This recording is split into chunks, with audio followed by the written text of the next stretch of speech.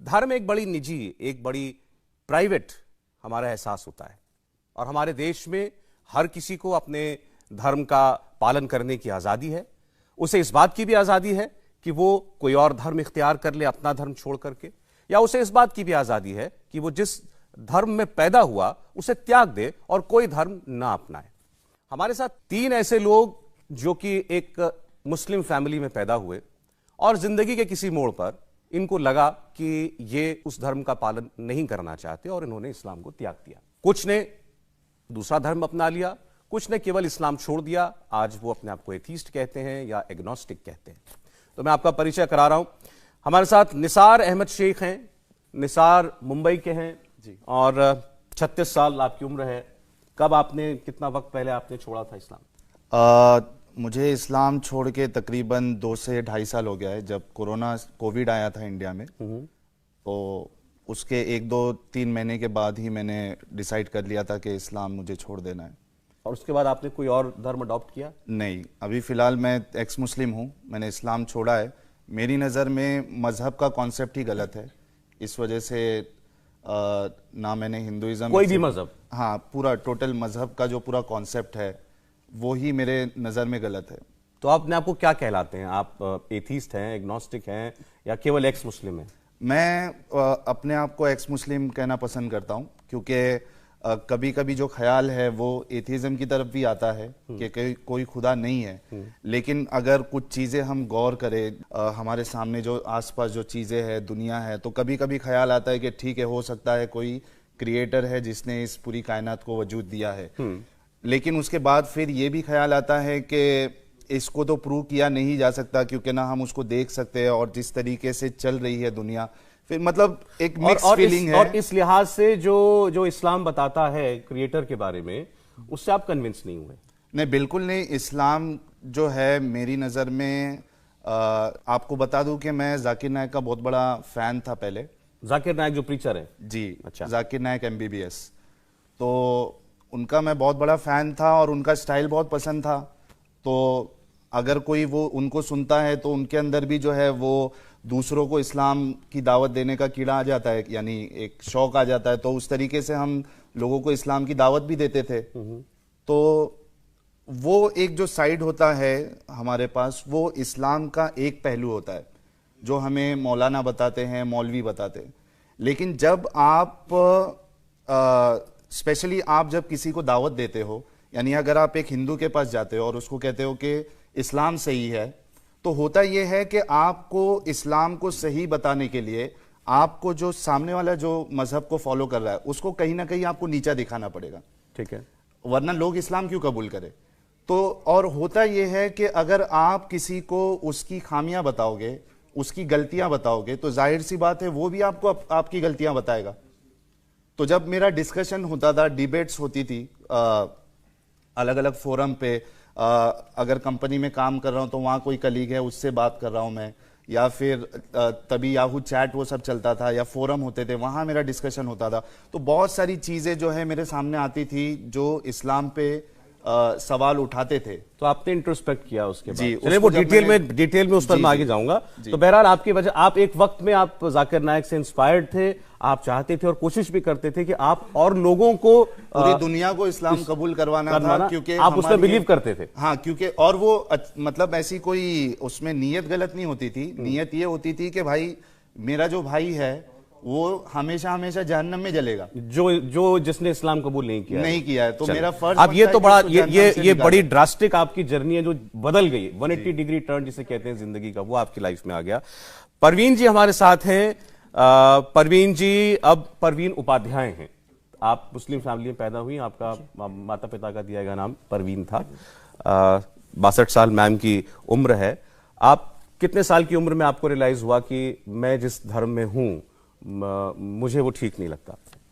मैं जब बहुत छोटी थी तो जैसे हमें पढ़ाया जाता था कुरान, तो हम रट लिया करते थे और हमें बस वहीं तक का वो था। मैं ऐसे समझती हूँ कि इसमें इतनी सारी चीजें हैं, बहुत ही बायस्ड है, स्पेशली फॉर वुमेन, और मेरे लिए स्पेशली रिस्पेक्ट फॉर वुमेन मुझे कहीं पर भी इसमें नजर नहीं आता। चाहे कोई कितना भी इस पर डिबेट कर ले और कितना भी कह ले, लेकिन there is no respect for women. क्या उम्र रही होगी आपकी उस वक्त? 18-20 साल? 18-20 साल जी। आपने उसके बाद फॉलो करना बंद कर दिया? बिल्कुल। अच्छा, ठीक है।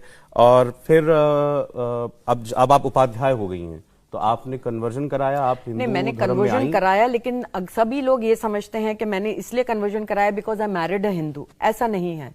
बहुत साल तक मैं एथिस्ट रही। I was not believing in anything. मैंने बुद्धिज्म को भी बहुत पढ़ा, मैंने जाना बुद्धिज्म को, बहुत रुचि थी मेरी इसमें। लेकिन कहीं पर जाकर when I was in my 50s मुझे रियलाइज हुआ that I need to, there is something that I need to connect with, और वो खालीपन मुझे लगने लग गया। And then I started like researching कि क्या चीज है वो। And then I founded that what my husband जो करते हैं और जिसमें बिलीव करते हैं, जरूरी नहीं कि वो मैं भी बिलीव करती हूँ। We are two different people but worshipping in different ways, but there is no we give. हमको एक दूसरे को स्पेस देना आता है, एक दूसरे पे जबरदस्ती करना नहीं फिर है। आपने हिंदू धर्म अपनाया? जी जी।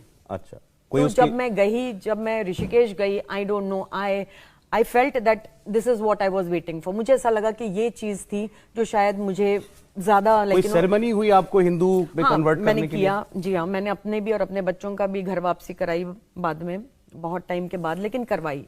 तो आपके बच्चे जो थे, तो वो ऑटोमेटिकली आपने उनको हिंदू नहीं माना because you married in Hindu family? या बट देन ये एक मेन वो होता है वेयर आई वांटेड कि ये सेरेमनी हो, जहां पर उनको like that they should feel कैसे करना है, तो वो मैंने करवाया। लेकिन मेरा मेन इस्लाम छोड़ने का मेरा मेन यही कारण है that I have seen my father is from Shia Irani and my mother is a Hindu थी जिन्होंने कन्वर्ट किया। आपकी मदर हिंदू से मुसलमान हुई? अच्छा। तो मैंने दोनों तरफ का लाइफ देखा है, जो एक मुस्लिम लोगों का जो एक है, एक ईगो एंड हम बहुत डिटेल में बाद में आएंगे। बहरहाल आपने मुस्लिम फैमिली में रहकर भी जहां पैदा हुई वो देख लिया, शादी के बाद आपने हिंदू परिवार में रहकर की? नहीं, मेरा ननिहाल भी तो हिंदू ही था। आपकी ननिहाल भी हिंदू ही थी। चलें, ठीक।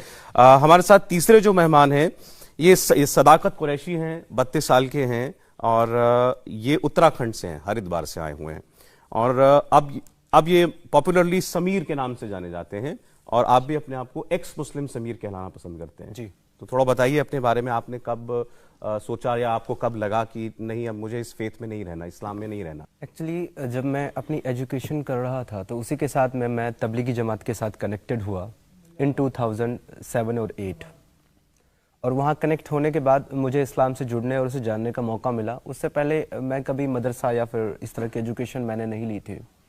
जब तबलीगी जमात से मैं जुड़ा तो मैं उसके अंदर इंटू होता चला गया और बहुत ज़्यादा रिलीजियस हुआ। इवन इसमें सेक्ट होते हैं, जैसे कि आपने 40 डेज़ के लिए तबलीगी जमात में जाना है या आपको 4 मंथ्स के लिए जाना है। तो मैं 2 बार 4 मंथ्स के लिए गया और 40 डेज़ के लिए मे बी 7 और 8 टाइम में गया। इवन इसमें एक और चीज़ होती है कि एक हैंडलर होता है तबलीगी जमात में जिसको अमीर जमात कहते हैं। तो मैं तकरीबन 3 जो 40 डेज़ की जो जमात थी उनका मैं अमीर भी रहा। और हमारी जमातों का ये मामूल हुआ करता था कि हम लोग जो है नॉर्मल नमाजें तो बाजमात पढ़ते ही हैं सभी लोग, हम लोग तहज्जुद की नमाजें भी बाजमात पढ़ते थे रात को इकट्ठा होकर के। So I was on that level. लेकिन जब चीज़ें हमारे सामने फिर आती गई, हमने स्टडी करना शुरू किया, बहुत सारी मुख्तलिफ किताबें पढ़ी और उसमें बहुत सारे कॉन्ट्रडिक्शंस भी आते थे। हमें समझ में आता था कि एक्चुअली बीइंग अ ह्यूमन ये चीज़ जो है ह्यूमैनिटी के खिलाफ है, इसको हम कैसे एक्सेप्ट कर सकते हैं। तो उसके लिए मैं जो है फिर डिफरेंट जो मौलाना और मुफ्ती हैं उनके पास में जाता था अपने सवाल लेकर के। तो कुछ सवालों के जवाब मिलते थे, कुछ के नहीं मिलते थे, और जो मिलते थे वो भी सेटिस्फाइड नहीं होते थे। ठीक है। तो इसी तरह जो है चलता गया और तकरीबन 2018 आ गया और मैं तबलीगी जमात में जुड़ा हुआ था। उसके बाद में 2018 में आकर के मुझे लगने लगा कि इतने सारे सवाल मेरे पास इकट्ठे हो चुके थे, मोर देन 100 में भी। तो मुझे लगा कि पहले मुझे इसको फॉलो करने से पहले इसके बारे में रिसर्च करना चाहिए और इसको जान लेना चाहिए। तो मैंने वहीं पे इस्लाम को फॉलो करना बंद किया और 2021 में 2018 में अच्छा फॉलो करना बंद कर दिया और मैं इसकी रिसर्च में लग गया। रिसर्च करते करते 2021 में मैं आ गया और मैं यूट्यूब पे जो है सर्च कर रहा था। तो मेरे सामने एक वीडियो आया, एक चैनल है जफर हेरेटिक के नाम से, उसका एक वीडियो आया, मैंने वो देखा। और जब मैंने वो वीडियो को देखा, actually that was based on sex slavery. ये एक पार्ट है इस्लाम का, सेक्स स्लेवरी, जो कि अरेबिक एरा में होता था, प्री इस्लामिक में। तो वहाँ पे मैंने उस वीडियो को देखा और उसके बाद तो मुझे सजेशंस आने लगे इस तरह की वीडियोस के। तो फिर मैं इसी कड़ी में एक्स मुस्लिम साहिल यानी कि निसार भाई के चैनल के ऊपर मैं पहुंचा और इन्होंने फिर वहाँ मुझे अपने प्लेटफॉर्म पे जगह दी, इन्होंने मुझसे बात की और आगे फिर इन्होंने मुझे जो है ना उनके बारे में सजेशन दिए। तो जो मेरे एक्चुअली कॉन्ट्रडिक्शन, जो मेरे एतराज़ थे, जो मेरे सवाल थे, वो बहुत ज़्यादा मैच कर रहे थे इन लोगों के साथ और सभी लोगों के साथ। और ये जो है ना इस पर रिसर्च करते करते फाइनली 2021 में मैंने इस्लाम को लेफ्ट कर दिया, छोड़ दिया। देन साहिल भाई के सजेशन पे मैंने अपना खुद का यूट्यूब का चैनल बनाया मुस्लिम समीर के नाम से एंड वहाँ पे अब हम लाइव स्ट्रीम्स करते हैं और डिबेट्स और डिस्कशन करते हैं मुस्लिम्स और मौलाना मुफ्तियों के साथ। चलिए ठीक है, तो ये आपका तीनों का एक ब्रीफ इंट्रोडक्शन था और इनकी जर्नी इस्लाम छोड़ने तक की वो हमने आपको बताई और इनके सवालों के जवाब देने के लिए भी लोग आज इस प्रोग्राम में जाहिरी तौर पर होने चाहिए थे और हैं, और हमने ऐसे लोगों को बुलाया है जो इस्लाम की एक बहुत डीप नॉलेज भी रखते हैं और इसके अलावा इन लोगों के व्यूज जो हैं वो आप पूरी दुनिया में जानते भी हैं क्योंकि सभी पब्लिक फिगर हैं। तो मैं उनका परिचय जो आपसे कराना चाहता हूं। हमारे साथ जफर सरेशवाला साहब हैं। जफर सरेशवाला साहब, यूं तो आपने इनको कई बार पॉलिटिकल कमेंटेटर के तौर पर देखा होगा, लेकिन बड़ी अच्छी जानकारी रखते हैं इस्लाम को लेकर। हमारे साथ हैं डॉक्टर तस्लीम रहमानी। डॉक्टर तस्लीम रहमानी साहब जो हैं मुस्लिम पॉलिटिकल काउंसिल ऑफ इंडिया के अध्यक्ष भी हैं, लेकिन आज कोई पॉलिटिकल बात नहीं है। तस्लीम साहब के बारे में ज़्यादा कहने की ज़रूरत नहीं है, इस्लाम के बारे में उनकी जानकारी के बारे में। और मौलाना अतहर हुसैन देलवी साहब हमारे साथ हैं। टेक्निकली देखें तो मौलाना एक ही हमारे पैनल में, लेकिन मौलाना अतहर हुसैन देलवी साहब जो हैं चेयरमैन हैं अंजुमन मिनहाज रसूल और उनके व्यूज़, उनके विचार हमेशा जोड़ने वाले रहे हैं कम्युनिटीज़ को। ये मैंने उनके साथ इंटरेक्शन में पाया। तो आप तीनों का बहुत स्वागत है। अब मैं चाहता हूं मैं बीच में से हट जाऊं। आपने तीनों को जान लिया, इनकी बातें सुन ली हैं। अब अगर आपके कुछ सवाल हो इनसे की। हाँ। मैं अपना व्यू और हम लोगों का व्यू बताऊं। जब आपने मुझे बुलाया तो मैंने सबसे पहले आपको कहा था कि मैं वर्सेस में नहीं आता। मेरा आपने देखा होगा टीवी डिबेट में भी मैं ये वर्सेस दिस वर्सेस दैट, ये उसमें मैं नहीं आता। दूसरी बात मैंने कही थी कि मैं ना उनको कन्वर्ट करने के लिए आऊंगा ना रिकन्वर्ट करने आऊंगा, क्योंकि मेरा मानना, और जनरली मैं एक इस्लामी माहौल में बड़ा हुआ हूं, मेरा मानना है कि भाई ये रिलीजन जो है ये बहुत प्राइवेट स्पेस की जगह है। और मैं इसको इस तरह से समझाऊं जैसे रोजा एक ऐसी इबादत है, और वो मैं इसलिए जानता हूं कि मेरे वालिद इंतकाल हो गया उनको 5-8 साल पहले। वो 365 दिन सिर्फ जो 5 जो हराम रोजे हैं वो रखते थे। 365 दिन। वो इंजीनियर थे, वो कोई मौलाना नहीं थे, बड़े अपने जमाने के इंजीनियर थे वो। लेकिन कभी किसी को नहीं मालूम होता था कि उनका रोजा है। यानी रोजे में दावतों में भी जाते थे, एक बच्चे को साथ में ले लेते थे, वो निवाला लेते थे बच्चे की, कभी इसके नाम।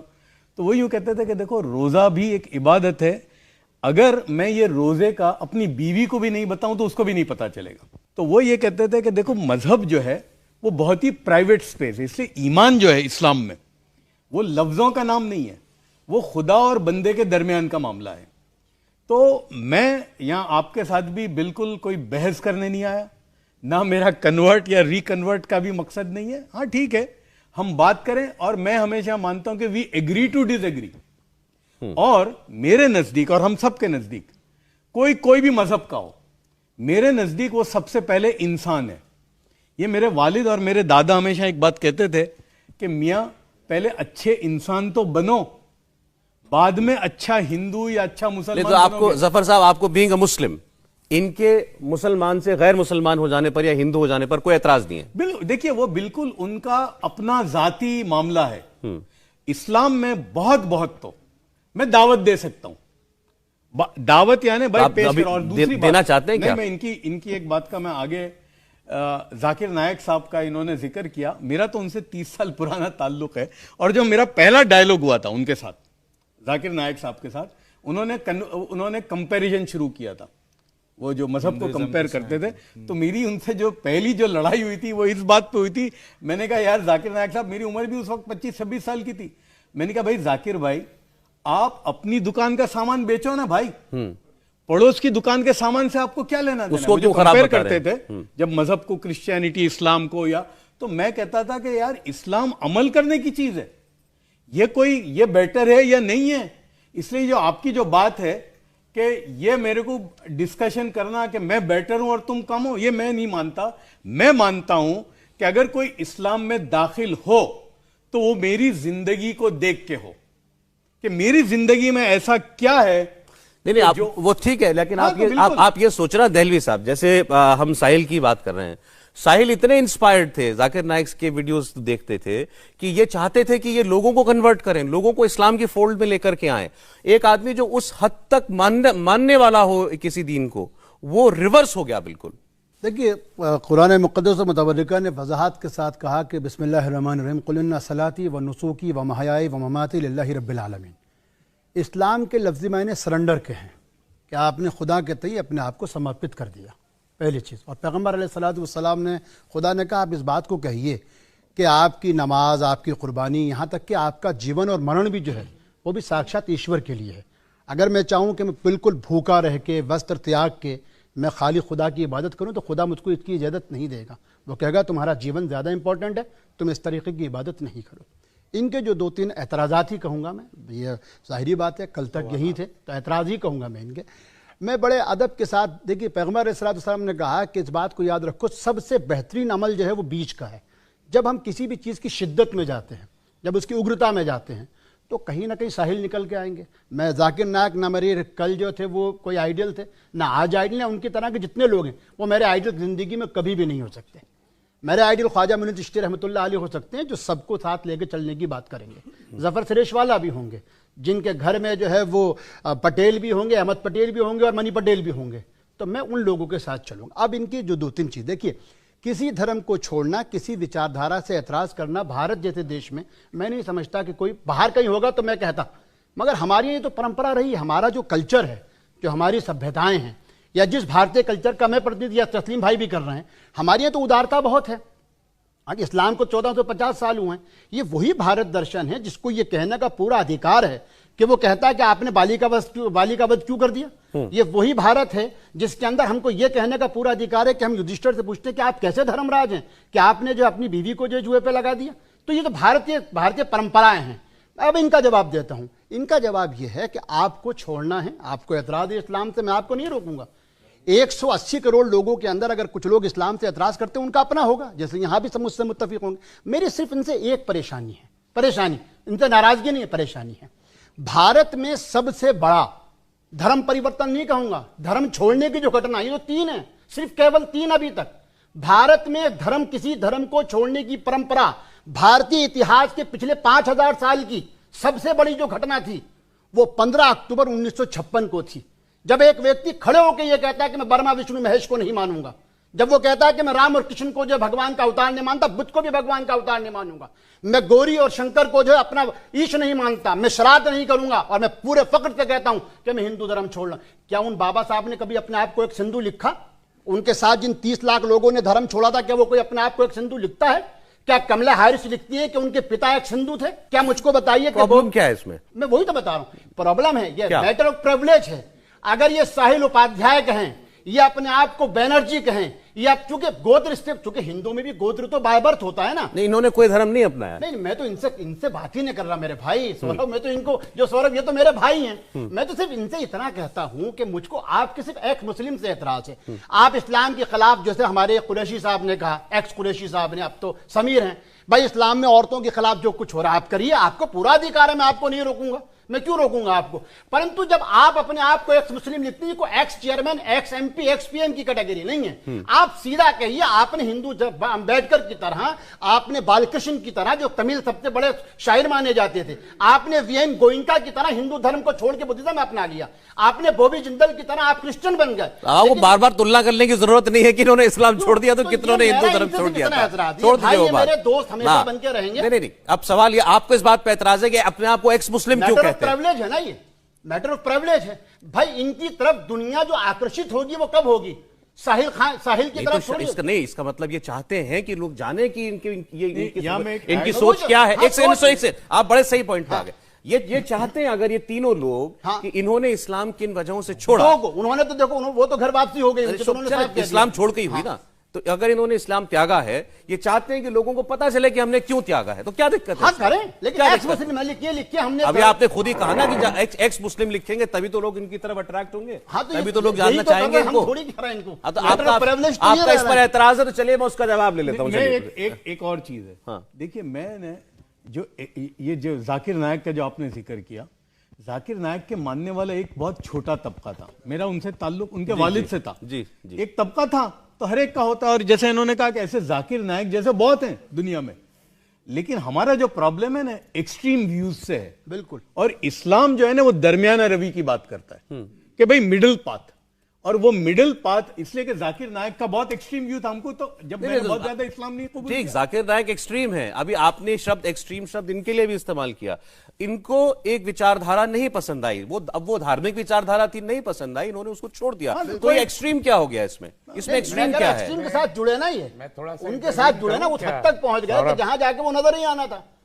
अगर ये किसी अगर ये आप कह रहे हैं कि जाकिर नायक के साथ जुड़े तो इसलिए इनको खामियाई नजर आनी तो थी। हो सकता है मेरे साथ हो जाकिर जाए। नायक के साथ मैं एक और बात बताऊं। ऐसी बात है क्या? जाकिर नायक के साथ सुनिए, जाकिर नायक के साथ बहुत सारे लोगों को मैं जानता हूं कि उनका एक्सीडेंट हो गया, क्योंकि वो जो एक्सट्रीम व्यू है ना, वो बहुत खतरनाक। चलिए, अच्छा ठीक है, रहमानी साहब का एक ऑब्जर्वेशन, फिर उसके बाद आप लोगों हाँ, की बात आगे ये बढ़ाइए। जब मुझे इस प्रोग्राम का फॉर्मेट मालूम हुआ तो मुझे उसमें सिर्फ इंटरेस्ट ये था, जिसके लिए मैं यहाँ बैठा हूँ, कि मैं जानना और समझना चाहता हूँ कि वो लोग जो आज खुद को एक्स मुस्लिम कहना चाहते हैं या घर वापसी करना चाहते हैं, एक्चुअली उनके एतराज़ात क्या हैं, क्या उन्होंने स्टडी किया है एक्चुअली, क्या उनके पास उन्होंने उन डिस्कशंस में, उन डिस्कोर्सेज में गए?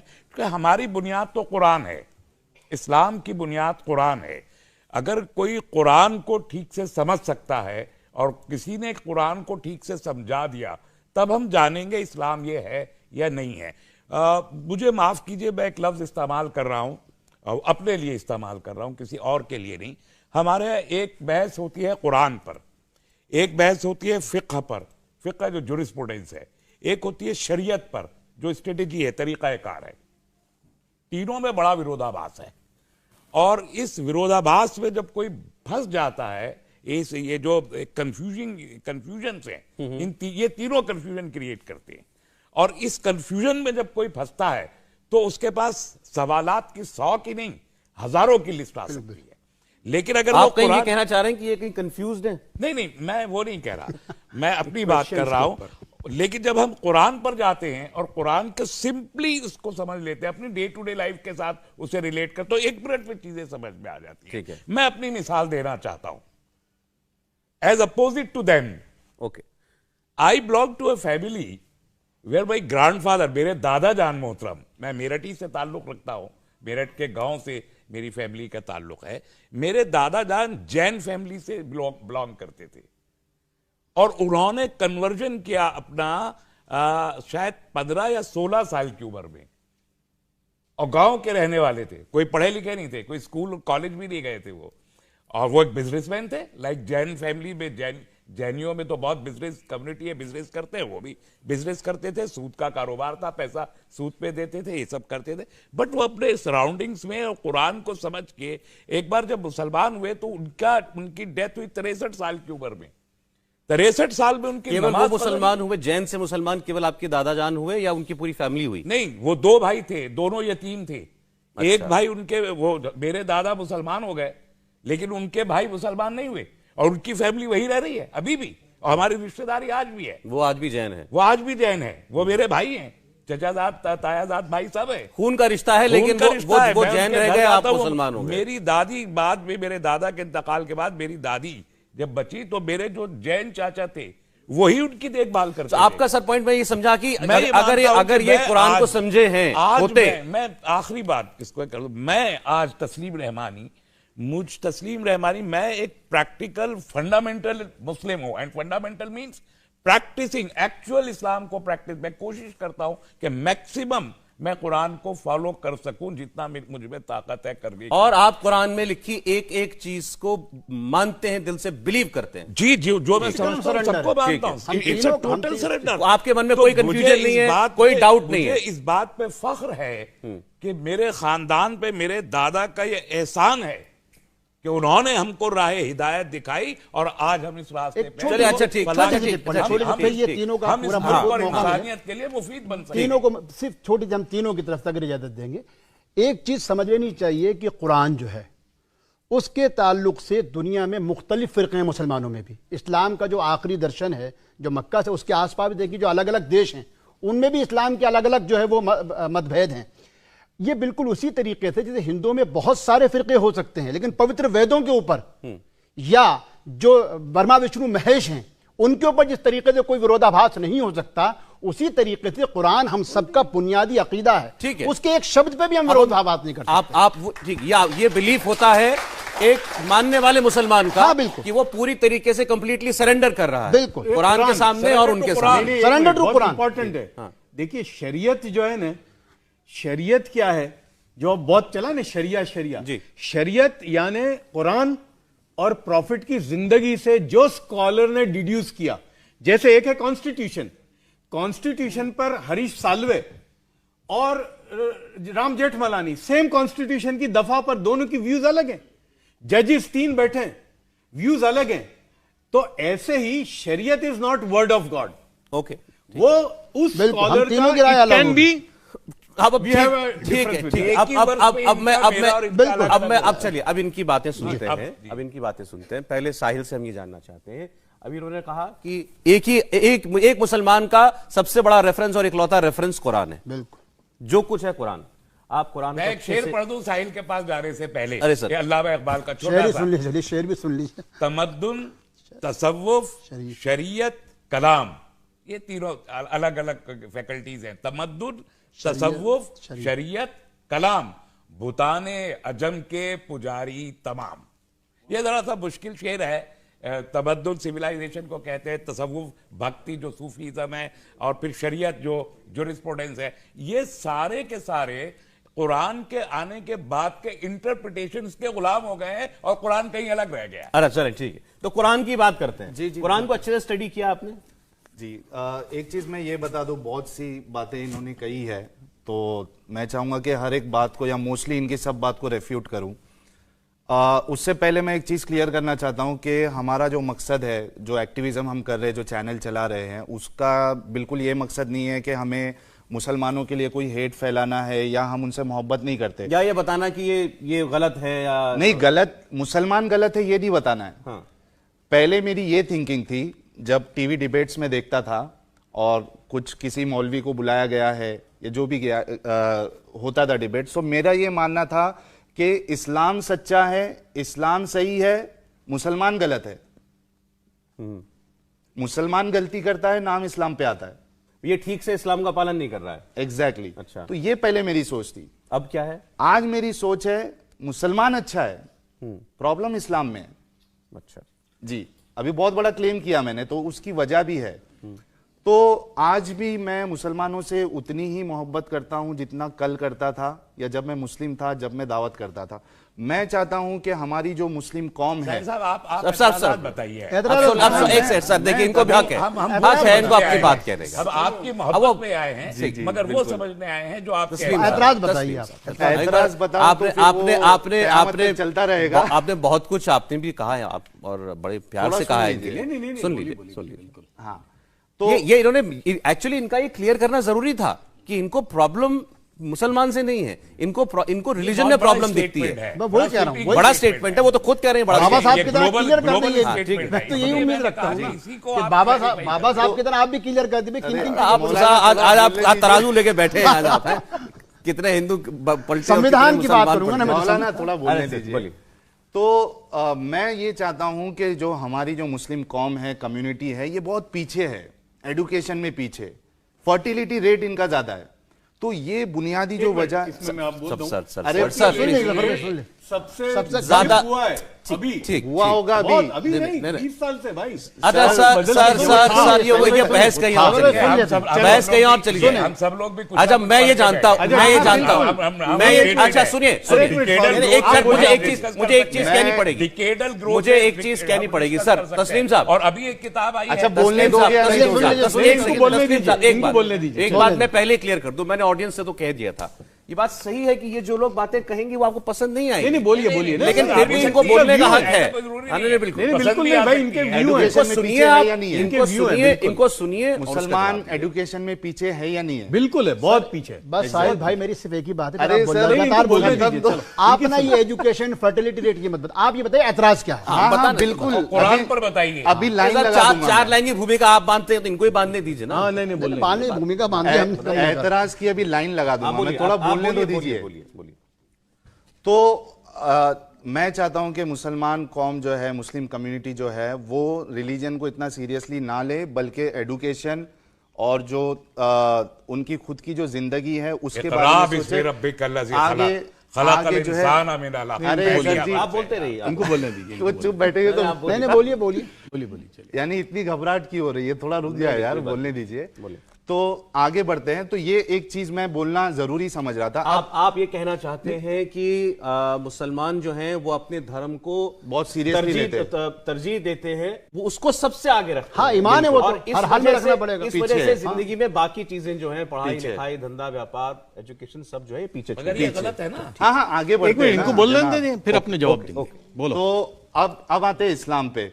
उन्होंने कहा इन्ना सलाती व नुसूकी कुल इन्ना सलाती व नुसूकी व महयाया व ममाती लिल्लाहि रब्बिल आलमीन। ये आज इन्होंने तिलावत की कि मेरी नमाज, मेरा रोजा, मेरा जीना, मेरा मरना। ऐसा नहीं है इस्लाम। इस्लाम कहता है उदू इला सबील रब्बिका बिल हिक्मा, दावत दो लोगों को अल्लाह के रास्ते की तरफ या अल्लाह के दीन की तरफ। तो इस्लाम कॉन्सेप्ट देता है लोगों को इस्लाम की तरफ बुलाने का, हिकमत के साथ। हाँ आगे हिकमत भी देखते क्या है। दूसरी चीज, कुरान कहता है इन्ना दीना इंदल्लाहिल इस्लाम, यकीनन जो अल्लाह के नजदीक एक वाहिद दीन मजहब जो एक्सेप्ट किया जाएगा वो इस्लाम है।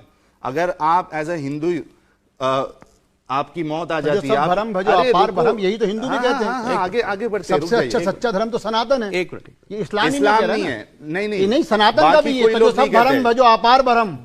सुनिए मौलाना, बाकी लोग कहते हैं हर कोई अपनी अपनी जगह पे सही। इस्लाम का वैसा मानना नहीं है। इस्लाम कहता है इस्लाम ही सही है, बाकी सब चीज गलत। वो क्या है? कुल या अय्युहल काफिरून ला अअबुदु मा ताबुदून। वो बोल रहा हूं ना, लकुम दीनकुम वलिया दीन। लकुम दीनकुम वलिया दीन वाली जो आयत है कि तुम्हारा दीन तुम्हारी पूरी सूरत पढ़ डाली। अरे पता है, सुन लीजिए ना, आपको पता है, मुझे मालूम है। इस्लाम में कॉन्सेप्ट है, छोटी सी कहना क्या चाह रहे हैं, मैं एक मिनट में आ रहा हूं, वो कहना क्या चाह रहे हैं। इस्लाम में कॉन्सेप्ट है एब्रोगेशन का। ये जो लकुम दीनकुम वलिया दीन वाली जो आयत है, ये तब नाजिल हुई थी जब रसूलुल्लाह जो है वो मक्का में थे। वहां पे उनके पास ताकत नहीं थी, लोग नहीं थे। मक्का से 22 साल उन्होंने तबलीग किया, तब सिर्फ और सिर्फ 90 से 100 लोग जो है मुसलमान हुए। लेकिन जब पहले तो आप करे 13 साल। हाँ वही 13 साल। इसका मतलब है आपने इस्लाम पूरा पढ़ा। अरे पूरा पढ़ा है जनाब, आप सुन लीजिए। नहीं, आपने ऊपर आपने सुन लीजिए वली दीन की बात। हाँ उसी की कह रहा हूं, पूरी सूरत की बात। अच्छा देखिए, आप सूरत पढ़िए। आप लोग कुरान को कोट कर रहे हैं तो थोड़ा उसको बताते भी रहिए क्या है। सुन लीजिए। तो ये जो आयत है लकुम दीनकुम वलिया दीन, तुम्हारा दिन तुम्हारे साथ, हमारा दिन हमारे साथ, ये मनसूख हो चुकी है। मनसूख मतलब मनसूख एब्रोगेट हो चुकी है। अगर आप एक बात है आपसे, हम एक ही मत है। अगर आप कुरान बताता हूँ, एक मिनट मनसूख नहीं है कोई कुरान की आयत एक मिनट आप ना बोलिए, एक मिनट आप लोग ना बोलिए। देखिए डिबेट चल रही है, मेरे जितने भी आप लोग जवाब देने के लिए है, एक्सपर्ट आए तो है इसीलिए। नहीं अगर मनसूख नहीं हुई है, देखो बात सुनो, देखो भाई आप खामोश हो बाद में। बड़े सुनिए, गाजी साहब सुनो। अरे चचा भड़को मत। आप सीधा आप लोगों से, अगर आप लोग बैठना, अगर आप लोग बोलेंगे तो हम तीनों लोग उठ के चले जाएंगे। हाँ, मैं यही चाहता हूं, जितने लोग सुन रहे हैं, जितने लोग देखने वाले हैं, कि ये हमारी कौम में जो नैरो माइंडेडनेस है कि भाई सुनना ही नहीं है, बर्दाश्त करना ही नहीं है, ये खत्म होना चाहिए। और इसी वजह से हमने ये मूवमेंट स्टार्ट किया है। आपका चिल्लाना जो है वो इस बात की दलील है। एक सेकंड सर, एक सेकंड क्लियर कर दो। एक मिनट। नासिख वल मंसूख है क्या नहीं है कॉन्सेप्ट? नहीं है, मनसूख नहीं है वो। सुनिए, नासिक मनसूख कॉन्सेप्ट है क्या नहीं? इल्मे कलाम की एक बहस है बिल्कुल। जो रिजेक्ट कर दी गई थी बहुत पहले, और उसकी बुनियाद पे मैंने इकबाल का वो शेर पढ़ा एक मिनट, कि तमद्दुन तसव्वुफ शरीयत कलाम बुताने सौरभ, अदब के देखिए, पुजारी लोगों था। को जो- ये इसीलिए देखिए, कि सौरभ, नासिख व मनसूख मैं जरा इस बहस को कॉन्टेक्स्ट में रख दूं। दर्शक सोच रहे होंगे क्योंकि आप लोग आप लोग आए थे कोट करा। मैं ये बहस शुरू यहां से हुई कि साहिल ने ये बोला, साहिल ने ये कहा कि इस्लाम में ये बताया जाता है कि अल्लाह के नजदीक केवल एक दीन है, वो है इस्लाम। ये बताया जाता है। और दूसरी उन्होंने जो कोट की और जिसके बारे में कहा कि इसको हटा दिया गया कुरान में से, वो ये कहता है कि हमें तुम्हें तुम्हारा दीन मुबारक, उन्हें उनका दीन मुबारक। हाँ, देखिए, इनका आपने कहा ना, इनके एतराजात के जवाब में एक बगैर मिनट, किसी आपके तो वो है, मैं वही कहना चाहता हूं, जफर भाई, सुनिए, जफर भाई, साहिल बगैर भाई, किसी ये एतराज के, मनसूख बगैर किसी झगड़े कोई के- आयत मनसूख नहीं हुई किसने है, कहा आपको आज नासिक भी वो मनसूख इसी का तरह concept से, ही नहीं मालूम है? इसीलिए तो मैंने कहा आपको कि आपका मैं जवाब आपका मैंने एक- दूंगा। एक- एक- मैं हवाला दे दूंगा। कॉन्सेप्ट One आपको second. एक नहीं, पैसे नहीं, में one second, one मैं second, हवाला दे देखिए, दूंगा। आप क्या ये कहना चाहते हैं कि इस्लाम ये कहता है कि दूसरे धर्म भी अपने धर्मों पर अपने धर्मों पे चले, कोई एतराज नहीं है? बिल्कुल। अरे वो तो सुन लीजिए। आप कह रहे हैं ना, wait, wait, I want to say something. आप सुन तो ना।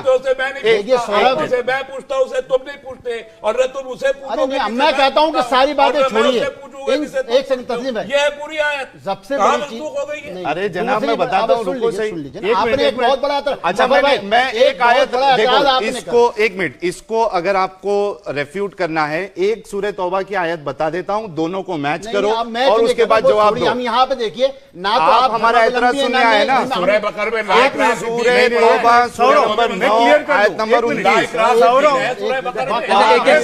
एक भाई आप सुने, आप इनके एतराज का ही तो जवाब देने आए हैं। अरे भाई सुनो भाई, साहिल भाई, हम लोग इसलिए नहीं आए, वो मेरे को आपका ये कुरान आपने सुनने के कहा, लिए आप गलत, आपने हमको थोड़ी सुनने ही मालूम था नहीं कि दे ये कुरान का एतराज नहीं भाई, ये कुरान सुनने के लिए एक सेकंड, नहीं एक सेकंड, अच्छा एक सेकंड, एक मिनट भाई, एक आयत पढ़ ये आयत नहीं सुनेंगे। सर एक सेकंड बैठिए, अगर कुरान पे सवाल होगा हमने बैठिए बैठिए बैठिए आई विल गेट अप। एक मिनट, ये हंसी मजाक मत करो, यहाँ झगड़ा हो जाएगा। अरे ये आई एम नॉट कुरान पढ़ रहा हूं, सवाब मिलेगा। Not come here to hear your Quran. No no, Listen what I am saying.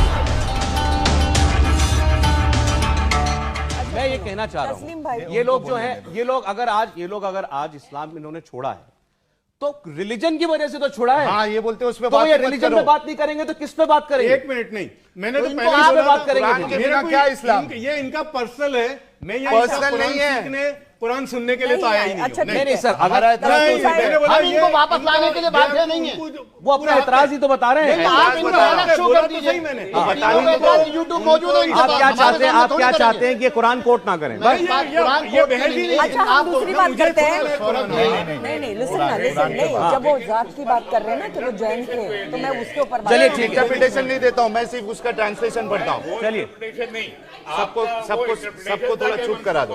तस्लीम ये भाई, आप अकीदे पे मत कीजिए, तस्लीम भाई, अकीदे पे अगर अच्छा चलिए, आप सीधे सीधे एक सेकंड साहिल, मैं चाह रहा हूं, नहीं तो बहस आगे बढ़ नहीं पाएगी। आप मुस्लिम समाज की बात कीजिए, आप इसको बिना कोट के समाज आप ये की बुराइयों की बात बताइए, कीजिए, आप उस पर कीजिए, आप कुरान में थोड़ी एतराज नहीं करेंगे। नहीं, एक मिनट, सब पहले खामोश हो जाए। अरे मैम, बात आप भी Request है। सुन लीजिए, या आप भी इधर आ जाइए। मौलाना सलीम, मौलाना 2 तस्लीम मिनट भाई। रुक जाओ प्लीज। देखिए, अच्छा, तुम पूछो। बात ये चली थी कि इन्होंने कहा था कि इस्लाम आपको अलाउ करता है कि आपको जो मानना है मानो और हमको जो मानना है मानो, इसमें कोई जोर जबरदस्ती नहीं है ना? यही बात थी। इसी पे पूरा बखेड़ा शुरू हुआ। इसी कुरान में सूरह तौबा सूरह नंबर 9 और 9 उसकी आयत नंबर 29 क्या कहती है? क़ातिलुल्लज़ीना ला युमिनूना बिल्लाहि वला बिल यौमिल आखिर वला युहर्रिमूना मा हर्रमल्लाहु व रसूलुहु पढ़ने दीजिए, पढ़ने आप बोलिए। मा हर्रमल्लाहु व रसूलुहु वला यदीनूना दीनल हक़्क़ि मिनल्लज़ीना ऊतुल किताब हत्ता युअतुल जिज़्यता अन यदिन वहुम सागिरून। बताओ मायने क्या है? अरे सवाब मिल जाएगा। नहीं भाई, आपको सवाब नहीं देना, आप बताओ मायने ये क्या है? सवाब है ना भाई। एक सेकंड भाई, आप साहिल साहब पढ़ रहा हूँ। आपके लिए नहीं आए। अच्छा, पढ़ा रहा हूँ, इसमें क्या, इसमें ऐसा क्या है जिसमें इतराज? बता रहा हूँ। I want to make it clear. ये एक मिनट, ओ भैया, वो चाचा, एक मिनट, ए चाचा बैठो, एक मिनट भाई भाई, ये चुपचाप होकर सवाब बैठो, है ना। बिल्कुल चुपचाप होकर बैठो, अच्छा, अरे सुनो तो उनको, चुपचाप। लड़ाई झगड़ा नहीं करना है यार। चलो जी बोल। अरे चचा बैठो, ये देखिए मैं अपने तरफ से इसका ट्रांसलेशन नहीं कर रहा हूँ, मौलाना फतेह मोहम्मद जालंधरी साहब इसका ट्रांसलेशन करते हैं। कहते हैं जो अहले किताब में से खुदा पर ईमान नहीं लाते और ना रोजे आखिरत पर, ठीक है, यकीन रखते हैं और ना इन चीजों को हराम समझते हैं जो खुदा और इसके रसूल ने हराम की है, और दीन हक को कबूल करते और ना दीन हक को कबूल करते, यानी जो इस्लाम को कबूल नहीं करते, इनसे जंग करो, इनसे जंग करो, यहां तक के जलील होकर अपने हाथ से जिजिया दे। अब मैं इसका जवाब दे दूं। अब देखिए कुरान की बहुत सारी आयत का जो कॉन्टेक्स्ट है वो सिर्फ जंग के दौरान था, ठीक है। अगर ये आयत लागू होती तो मोहम्मद बिन मखतूम की बीवी क्रिश्चियन नहीं होती, जमाल अब्दुल नासिर मिस्र की बीवी क्रिश्चियन नहीं होती, फलस्तीन मूवमेंट का सबसे बड़ा अलमबरदार क्या नाम था, यासिर अरफात, उसकी बीवी जूश नहीं होती, ठीक है। जॉर्ज हब्बाश क्रिश्चियन नहीं होते। भारत के अंदर राजपुताना से बीवियां नहीं आती, और आज भी बहुत सारे। आप सुन लीजिए ना, पहले सुन लीजिएगा, ये जंग के दौरान की वो आयतें हैं जो जंग के दौरान फैसले वक्ती तौर से जो है ऑर्डर दिए जाते हैं। मैं आपको एक छोटा सा उदाहरण दे दूं, क्योंकि मेरी बहन इस वक्त घर वापसी पे, तो इनको भी समझाना पड़ेगा। सब जानते हैं कि अश्वत्थामा हाथी का भी नाम था और द्रोणाचार्य के बेटे का भी नाम था, लेकिन जब जंग लड़ी जाती है तो जंग के अंदर हर मुद्दे को लड़ा जाता है। और भीम ने गदे से एक हाथी को मार के कहा, और उसके बाद क्या कहा, यानी धर्मयाद ने क्या कहा, मैंने मारा गुरुदेव, मैंने अश्वत्थामा को, जबकि अश्वत्थामा द्रोणाचार्य का बेटा नहीं था। इससे क्या लेना देना, वही तो बता रहा हूं। क्या जिस तरीके से जंग के दौरान वो फैसला लिया गया कि हाथी को मार के द्रोणाचार्य का बेटा बताना है, उसी तरीके से यहां जंग के दौरान ये कहा गया जो इनकी मदद के लिए आएंगे उन सबसे क़िताल करो, ना कि आज के क्रिश्चियन, ना कि आज के हिंदुओं से क़िताल करो। भारत क्या है सौरभ जी, इनको मालूम भी नहीं है। मैंने ये जो इन्होंने अभी कोट किया, पर्टिकुलर मोमेंट के लिए आया, इतिहास लागू नहीं हो सकती है। ये एक आम मुसलमान को हुक्म नहीं है, नहीं है, इनसे नॉन बिलीवर से जंग करो और इनसे जिजिया लो। सौरभ जी अभी थोड़ी देर पहले इन्होंने ही बोला कि कोई भी आयत एब्रोगेटेड नहीं है, कोई भी आयत। लिसन टू मी,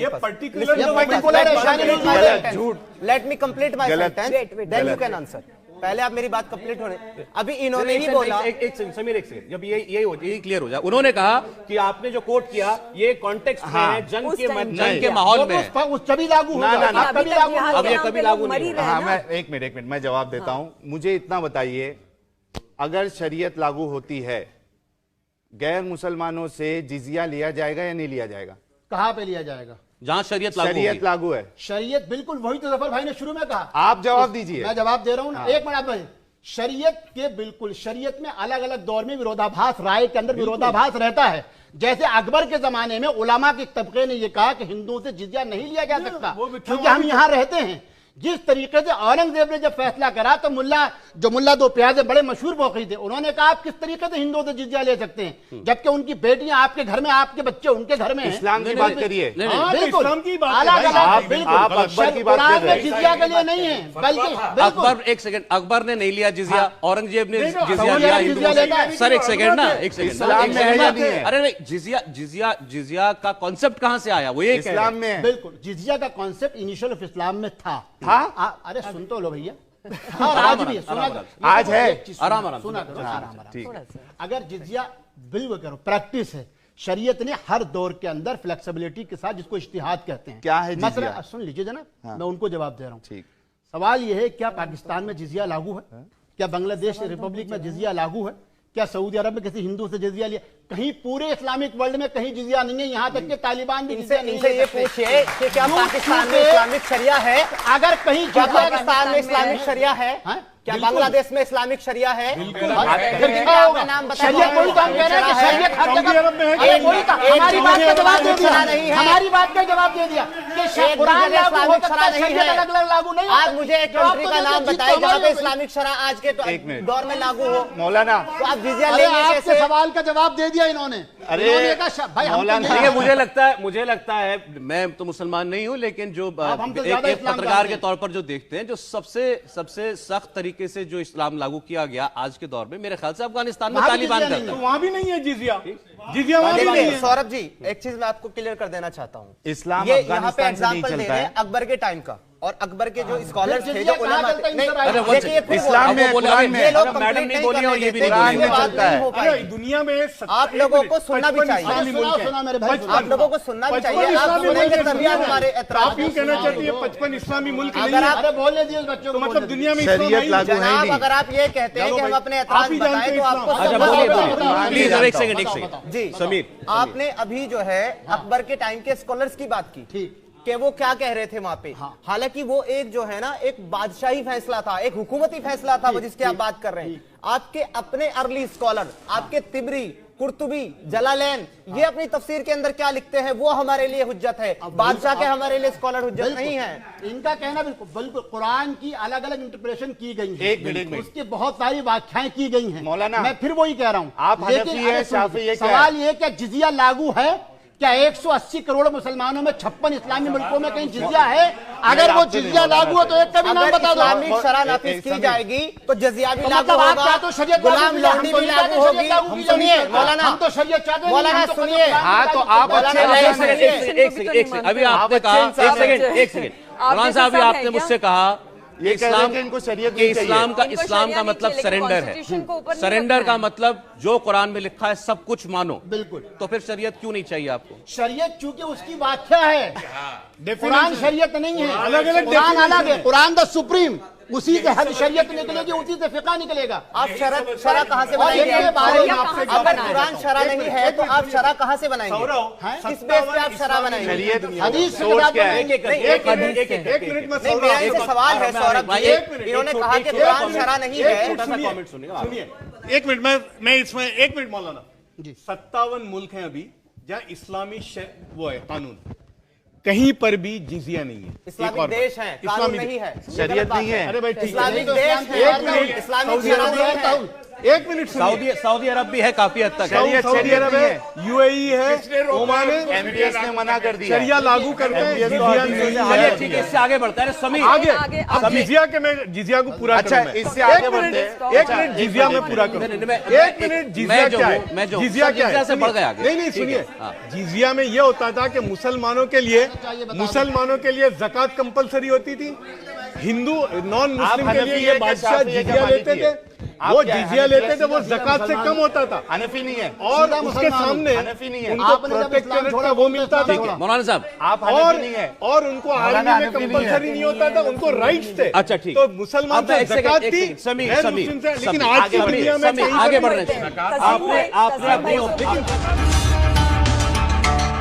आपने 3 साल तक रिसर्च किया इस्लाम के ऊपर और उसके बाद आपको लगा कि आप नहीं मानेंगे इसको, तो वो आपने कहा मेरे में 100 से ज्यादा सवाल खड़े हो गए। क्या सवाल थे वो? काफी सारे सवाल हैं। लाइक सबसे मेन सवाल तो हमारा ये है कि इस्लाम जो है ना वो अपने अलावा किसी को दीन और मजहब नहीं समझता, और इसके साथ जो है ये हुक्म देता है कि उन सारे काफिरों से, मुशरिकों से और नॉन मुस्लिम से तब तक जंग लड़नी है जब तक वो अल्लाह और आखिरी दिन पर ईमान नहीं ले आते या फिर अपने हाथ से जजिया नहीं देते। और ये कुरान की आयत है, मैं अपनी तरफ से नहीं बता रहा हूं। 9 की 29 सूरह तौबा की आया नंबर, वो पढ़ी, उन्होंने पढ़ दी बेटा, पढ़ दी, वो जवाब हो गया, अगला बोलो। लिखा हुआ है, हो गया, आगे बोलिए। आगे बोलो। उसके बाद में नेक्स्ट चीज आती है, सेक्स स्लेवरी को इस्लाम प्रमोट करता है। कहां पे? यानी कि मैं बता देता हूं अभी आपको कहां पे। मारिया अल किप्तिया कौन थी? अरे इब्तिदा की बात करो, आज की करो ना। हजार दासियां होती थी, हजार दासियां होती थी। पुरानी परंपरा छोड़ो, आज की बात करो। आज की बात करो। एक देश बताओ जहां पे स्लेवरी हो। आज की बात करो, जहां पे इस्लामिक शरह। आज बताओ, प्रेजेंट बताओ। बता रहा हूं आज भी, मैं आज बता रहा हूं। ISIS की स्लेव आप उठा करके देखिए अफगानिस्तान में। ISIS की स्लेव कौन है? कौन है ISIS की स्लेव? आप बताइए। पहले जो अभी नहीं, सर ये गलत बात है। एक सेकंड, ये गलत बात है, ये गलत बात है, ये गलत बात है, ये गलत बात है। आपने कहा आईसिस का नाम रखने नहीं, रहमानी साहब ये बात गलत है। ये मुझे बोलने दीजिए। नहीं सर, मेरी बात सुनिए। आप आईसिस को एक सेकंड आप कहते हैं आईसिस मुसलमान नहीं है, ठीक है, लेकिन आईसिस जो करता है वो तो अपने आप को मुसलमान मान के करता है ना।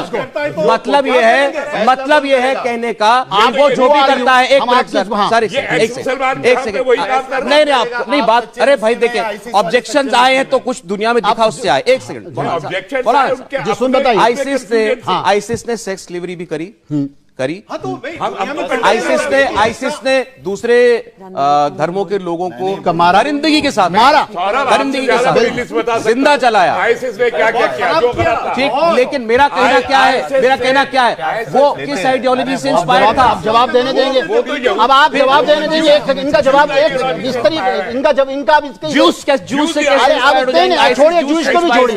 Anti Islamic. नहीं एक सेकंड, अब इनका जवाब दिया अमन के साथ, सुकून के साथ।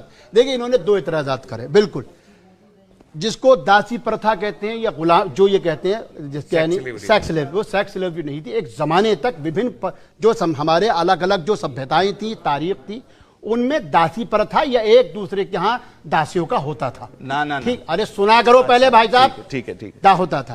हम खुद जानते, मैं तो इसलिए पूरे फक्र के साथ कहता हूं जितने लोग बैठे, क्योंकि मैं सऊदी अरब के इस्लाम के मुताबिक बात नहीं करूंगा सौरभ, मैं सौरभ पंडित जी से बात करूंगा। भारतीय, सुन लो भाई साहब, जवाब मैं हम सुनेंगे, लेकिन जब हम बोलेंगे तब आपने बोलिए। मैं तो एंकर साहब को जवाब, मैं पंडित जी सिर्फ इतनी बात करना चाहता हूँ।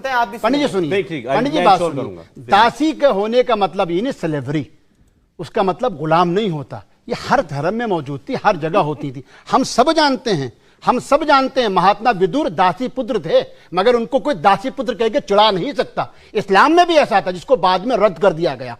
ठीक है, जब ये दासी की बात करते हैं तो ये विदुर की मां पे भी सवाल उठाते हैं, क्योंकि इनको दासी प्रथा के बारे में मालूम ही नहीं है। नहीं सर, ये जानते नहीं है किसी बारे में। हर चीज को जो है हिंदू रिलीजन के, तो चूंकि ये घर वापसी कर रहा है ना, हरिद्वार से होकर नया नया सीख क्या है, उनकी कोई घर वापसी नहीं हुई। और मौलाना साहब ये भी कंटेम्प्ट है, मुझे भी नहीं अच्छा लग रहा कि आप उनके हर एतराज पर आप काउंटर करते हैं कि हिंदू धर्म में ही होता है। हिंदू धर्म में, एक सेकंड सुन ले मेरी बात सुन ले सर, मेरी बात सुन ले सर।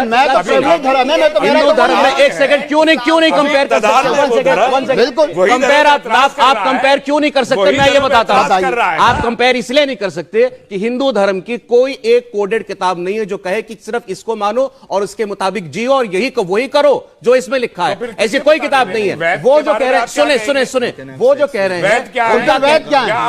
आपने क्या वेदों में जो आपने अभी कोट किया, क्या वेदों में ये बताया गया है कि आपको दासियां रखनी है? नहीं, लेकिन थी, प्रथा थी। अरे प्रथा अलग है। हाँ, ऐसे तो कुरान में वही तो हम जवाब दे रहे हैं, जिसको गलत समझ रहे हैं। कह रहे हैं सैंक्शन है कुरान से, कुरान सैंक्शन करता है। आप इसका जवाब दीजिए। आप गलत कह रहे हैं, कंपेयर मत कीजिए बार-बार, ये गलत है। बार-बार विदुर आपको याद आ गए।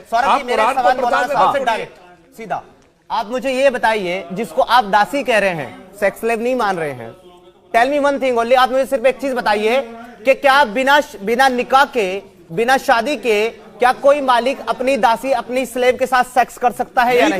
नहीं कर सकता। के अंदर जाएगा। इस्लाम में है। वेरी गुड, आपने कहा कुरान मानते हैं। अरे वो सारी चीजें उस जमाने की अरबों की प्रथा को इस्लाम से जोड़ दो। सुनिए मौलाना साहब, अगर कुरान से हम प्रूव करें कि कुरान कहता है, कह सकते हैं कि शराब हराम, अगर कुरान कहता है, भाई आप एतराज करवाइए कुरान पे। अगर एतराज होगा तो हम इसमें मुस्तकिल, अगर ये काली कुरान पे एतराज करने बैठे। देखिए आपको छोटी सी बात बुरी लगी क्योंकि आप हिंदू हैं, और मुझे पूरा फक्र है कि आपने अच्छा कहा, आपके धर्म पे एतराज हुआ, और आप मुझे धर्म के अलावा इस बात पे एतराज हुआ कि आप बिल्कुल आउट ऑफ कॉन्टेक्स्ट। मैं आपकी कदर करता हूँ, उसी तरीके से कुरान के सिवा बात करें, कुरान के ऊपर कोई एतराज नहीं होगा। अरे तो फिर एतराज किस बात पर है? इनको फिर इनको बिठा के कर दिया, हमारे सामने मत करवाइए, हमारे सामने कहेंगे बोलने नहीं देंगे। अगर कुरान, इनको तीनों को अलग बिठा दीजिए। मैडम अच्छा एक सेकंड, तीनों को अलग बिठा के कर दीजिए। परवीन जी आप बोलिए। मिसेस उपाध्याय कुछ बोलना चाहती है। आप उनको भी मैं सिर्फ एक बात बोलना चाहती हूँ। आपने बहुत अच्छा कहा कि आपके जो दादा थे वो हिंदू थे, मतलब जैन थे, और उन्होंने मतलब मुसलमान इस्लाम अपनाया। तो ऐसे कितने, फिर भी आप लोगों का भाईचारा इतना अच्छा रहा, आपके कजिन्स मिलते रहे। क्या ऐसा होता है इस्लाम में? ऐसा होता है? ऐसा कहीं मैंने नहीं सुना, मैं आज पहली बार सुनते हैं। पूरे इस्लाम में पूरा राजस्थान तो बहुत अच्छी बात है कि मैं सुन रही हूँ, मुझे खुशी हो रही है। क्या वरना आपका अनुभव क्या है? मेरा अनुभव ये है कि ये तो इन्होंने मैं आपको बता रही हूँ कि मैंने बहुत अच्छा सुना आपके बारे में, तो मैं सोच रही हूँ कि ऐसे दूसरे क्यों नहीं है, ऐसे क्यों इतने एग्रेसिव है? अरे एक तो मैं बैठा हूँ, आप ही की बात कर रही हूँ, ऐसे हजारों नहीं है, ऐसे हजारों नहीं है। अभी तो बोलना शुरू ही किया है। अभी तो सवाल आए नहीं सर। इनका सवाल ये कहते हैं ऐसे, अरे मैं मेरी फैमिली में आप लोग तरह सुनो ना पहले। ये जाती है वो बता दो, अपना एक्सपीरियंस तो बता दो। इन्होंने बोला अभी नहीं, बात कंप्लीट नहीं, सुन लीजिए। मैंने बहुत लोगों को देखा है जहां पर अगर एक इस्लाम अगर छोड़ दिया तो उसके साथ में पूरा कट ऑफ हो जाता है। बहुत और ये गलत कर रहे हैं, करते हैं, लेकिन बहुत गलत है कर ना, रहे हैं। बट कर रहे हैं ना। लेकिन हम एक मिनट इस्लाम नहीं है ना। दादर में भी देखिए, मैं खुद कई फैमिलीज को जानता हूं। मेरी अपनी फैमिली में 2 लड़कियां हैं, मेरी कजिन्स हैं, हिंदू में शादी की तो होता यहाँ पर से है कोई बोलेगा कि मेरी बेटी को हिंदू में शादी करवाओ? मैम जवाब दे, सुनिए। करेगा कोई? अरे मैंने मेरे रिश्तेदार को क्या बोला, सुनिए। मैंने बोला आपकी बेटी है, हाँ कराऊंगी, अगर उसको होगा तो ऑफकोर्स कराऊंगी। आप लोग तो काट दोगे, आपने तो काट दिया है। एक मुसलमान एक हिंदू को तो अभी काटा 2 दिन पहले। ये इस तरीके से मत कर रहे हो। अब इनका जवाब ले लीजिए। जवाब देखिए मैम आपका जवाब। आपने जब एक सवाल आपका था। अरे भाई साहब मार डाला ना तो उसको काट दिया ना, क्यों? इनका जवाब परवीन उपाध्याय जी, सब लोग मैम उनसे मैं आपको जवाब दे रहा हूँ। आपने सवाल ये करा अगर कोई मुसलमान हो जाता है, उन्हें अपनी बात कहने का अधिकार है, और देश के अंदर मीडिया में अपनी बात कहने का अधिकार है। बिल्कुल कहे, मीडिया में बोलने का भी अधिकार है, लेकिन बेचे नहीं, बगावत का कारोबार ना करें। बगावत का कारोबार ना करें। आप 18-20 साल की उम्र से एथीस्ट हो गई थी, आप कोई धर्म नहीं मानती थी, ये आपके अपने परिवार को बता दिया था खुल के, तो आपकी फैमिली ने कैसे ट्रीट किया? बहुत रिएक्शन तो बहुत हुए, लेकिन इसका देखो फिर उसका ये मतलब नहीं है। मैं ये कहती हूँ क्योंकि मैं एक ऐसी हूँ वाहिद कि ठीक है मुझे नहीं इसको समझ में आ रहा और मुझे नहीं पसंद है ये टाइप का आइडियोलॉजी, तो नहीं पसंद है। लेकिन मैं कहती हूँ कि तुम मत बन जाओ, मैं किसी और को नहीं, तुम मत छोड़ो, बहुत अच्छी बात, मत छोड़ो, बहुत अच्छी बात, बहुत अच्छी बात है। मैं अभी एक जवाब दूं कि आप छोड़ो मत, लेकिन एटलीस्ट ऐसे तो हो जाओ कि भाई तुम ऐसे तो हो जाओ कि तुम दूसरों को टॉलरेट करो। यहाँ तो टॉलरेशन टॉलरेशन बिल्कुल। देखिए आपने मैम जो बात कही, परवीन जी जो आपने बात की, पहली चीज तो ये भारत में 1-2 परिवार नहीं, अजमेर जिले के अंदर एक जगह जिसको ब्यावर कहते हैं, जहां चीता बिरादरी रहती है और 23.5 लाख के करीब लोग हैं, जिसके अंदर हिंदू और मुसलमान दोनों मिले जुले। 1857 में लोग कन्वर्ट हुए, हिंदू हो गए थे, और आज भी एक भाई हिंदू है, एक भाई मुसलमान है, मगर उसके बावजूद भी उनके यहाँ आपसी रिश्ते बने हुए हैं। लेकिन 9 स्टेट्स में से क्यों चले जा रहे हैं लोग? अब सुन तो लीजिए, इनकी भी समझिए अपनी भी समझ। आपको किसी धर्म, किसी विचारधारा से, किसी किताब पर ऐतराज हो सकता है, आपके पास प्लेटफॉर्म है, आपके पास एक जज्बा था, आपने कहा कि मैं अपनी ननिहाल की तरफ चली गई, और आपने एक अच्छी बात कही। सबसे बड़ी चीज है, अगर मेरी बेटी कहीं जाना चाहेगी तो मैं आप उसको भी न रोकेंगे। हम सीधी एक बात कह रहे हैं, समाज या किसी धार्मिक किताब के व्याख्या करने वालों से गलती हो सकती है। बार बार कहा इस्लाम क्या, आप देखिए ना, जितने इनको इल्म होगा, एक कौन कान निर्वेर अकाल मूरत अजमोनी से, आखिर में क्या कहा गुरु साहब ने, तो जो सब भरम भजो अपार भरम नानक की हो अटल धर्म, कि जिस धर्म की स्थापना कर रहा हूं यही असल धर्म होगा। तो क्या हम नानक की जिसको कहते हैं वाणी पे ऐतराज कर सकते? नहीं। जो जिस धर्म की व्याख्या कर रहा है, जिस धर्म का प्रचार कर रहा है, उसको ये पूरा अधिकार है कि वो कहे कि यही धर्म है। दूसरा, इस्लाम अपने आप में धर्म नहीं, यही इन बच्चों की गलती है। इन दीन अल इस्लाम, सुन लीजिए सर, आपको इस्लाम वे ऑफ लाइफ है। जिस तरीके से हिंदुओं के लिए कहा, मैम आपने देखिए, मैंने वे ऑफ लाइफ आपने छोड़ा ना, आपने छोड़ दिया, इतना थ्रेट्स मिलते, कोई नहीं, जो कह रहा है गलत कर रहा है। और आखिरी बात मैम, आखिरी बात सुन लीजिए, इस देश के अंदर सहनशीलता, मैं फिर कह रहा हूं, मैं फिर सौरभ पे इसलिए फख्र करता हूं कि जरी सी बात कही, मुझको गलती का एहसास हुआ, सौरभ ने कहा कि नहीं आप गलत कर रहे हैं, यही अपेक्षा मैं आपसे करता हूं, ये इन सबसे भी करता हूं कि ये गलत होगी। इस देश की सहनशीलता समझिए। 1857 के अंदर यहां फतवा लिया गया कि भारत दारुल हरब है, ये दारुल अरब दारुस्सलाम है। क्या है ये? आपको मालूम है फतवा के? इन बच्चों को तो मालूम भी नहीं होगा। इस्लाम, भारत अकेला मजहब है जिसको कहा गया ये ना दारुल हरब है ना दारुस्सलाम है, हिंदुस्तान सिर्फ दारुल अमन है। क्यों? चूंकि हम यहाँ जिन लोगों के साथ रहते हैं, किन्होंने कहा? शाहबुल्लाह साहब मोहद्दिस दहलवी का फतवा है। शाहबुल्लाह साहब क्यों उनसे पूछा, और इसकी वजह से अरब हमको आप काफिर मानते हैं। वो आज तक हमको कहते हैं कि हिंदुस्तानी काफिर है ये, और क्या वजह? इनको बच्चों को बताइए। वो जो हम तो 3 कॉन्सेप्ट सुनते थे, मैं शायद गलत प्रोनाउंस कर रहा हूं, जिसमें एक में कि अगर मुस्लिम जो है वो माइनॉरिटी में है, एक जब वो टक्कर में आ जाए पॉपुलेशन में, और एक जब वो जब वो नहीं, लेकिन हिंदुस्तान अलग कैटेगरी में माना गया, उसको दारुल आमा नहीं है। की जगह है हिंदुस्तान। बताइए और एक कहाँ प्रमाण है? फतवा लीजिए ना, फतवा बता दीजिए। आप पर या किसी पर कोई अगर धमकी देता है या जो भी करता है वो बहुत गलत करते हैं और ये इस्लाम के दुश्मन है। आपको जाके पुलिस कार्रवाई की, खिलाफ कार्रवाई की, हम आपके साथ हैं, क्या परेशानी है? जो दीन बदल दे उसको बदल कर दो। कहाँ करते हैं? रसूल ने कहा है। अरे तो अदब से नाम लीजिए, जैसे मैं कह रहा हूँ नानक बाबा नानक साहब, हाँ इसलिए अदब से नाम लीजिए प्लीज। नहीं, रसूल सल्लल्लाहु अलैहि वसल्लम कहिए, हजरत रसूल कहिए, हाँ प्लीज। आप इसमें सरमरी करें, लेकिन ये वो मर्यादा की इंतहा जहाँ पर मैं भी अपनी मर्यादा खो दूंगा प्लीज, क्योंकि वो मेरे नसों में दौड़ते हैं। जो भी जिक्र करें वो उसी एहतराम के साथ। हम बिल्कुल आप जैसे कितने लोग हैं? आप लोग के जैसे बहुत कम है। कहाँ है आप जैसे लोग? एक सेकंड, ऑडियंस में वो कुछ रिएक्शन आ रहा था। एक मिनट, जबर साहब एक मिनट मैं बोल दूं, फिर उसके बाद बोलिए। वो हदीस जो है ना, वो ये है कि मुझे हिंदुस्तान से ठंडी हवाएं आ रही कहाँ है? अरे वही तो तुमको दिखाएंगे, इतने बड़े तुमको दिखाएंगे, जो देख रहे हैं वो बताएंगे, हम गलत थोड़ी कर रहे हैं यार। हमें आप बता, आप बताओगे, आप हमें बताओगे, हमें धर्म सिखाओगे, की बात है। ये कह रहे हैं ऐसी हदीस है। कहा आपको तो पूरी से अभी ये नहीं मालूम कि आप इस बारे में हमारे नॉलेज पे या हमारे धर्म आपको ये नहीं, हमको तो कुछ नहीं मालूम सर। चलिए अच्छा ठीक है, आप साहब बोलिए, अब आपका नाम क्या है? भाई मैं आप सौरभ, हम लोगों को जानना चाहिए, हम लोग चल रहे हैं, जाति वफात की खातिर हम लोग अब ये शो देखो, हम एक बात जानते हैं, हम एक बात मानते हैं, इस्लाम की खूबी और कमाल ये है कि इस्लाम में जो भी आया उसको बख्शा गया है, और हमको उम्मीद ये है इस्लाम को पूरा कह के, इस्लाम को गाली बककर, इस्लाम के खिलाफ करके इनको कुछ नोट मिल जाएंगे, इनको नौकरियां मिल जाएंगी, इनको इज्जत मिल जाएगी। बस ये हमारी तरफ से इनको दान है, ये कारोबार, ये दान है, दान। ये दानव के पुजारी इस्लाम से उसके बाद इस्लाम को बदलाव कर रहा है, कुरान को गाली दे रहा है, तो बगावत कर रहा है। एक सेकंड, मैं सीधे कहता हूं, और मैं सीधे कह रहा हूं कि आप इनको धमकी दे रहे हैं। मैं धमकी नहीं दे रहा, आप धमकी दे रहे हैं, टर्मिनोलॉजी दे रहा और मैं होने नहीं दूंगा। मैं इनको इस्तेलाह बता रहा हूं। बगावत का क्या मतलब है? बगावत का क्या मतलब है? बगावत का क्या मतलब है? बगावत का मतलब है कि सीधे सीधे इस्लाम को गाली दे रहे। आप अभी अभी जो है बड़ी बड़ी बातें कर रहे थे, हिंदुस्तान में आजादी है और ये है और वो है, और एक आदमी ने अपनी पसंद को, अपनी पसंद नापसंद का इजहार करते हुए एक धर्म छोड़ दिया। अब उसका आप कह रहे हो वो बागी है, बगावत है। धर्म छोड़े जरूर, आप लोगों को उकसा रहे हैं इनके खिलाफ, लेकिन उसकी कमर्शियल, आप उकसा रहे हैं, नहीं आप उकसा रहे हैं। दिस इज ऑब्जेक्शनेबल,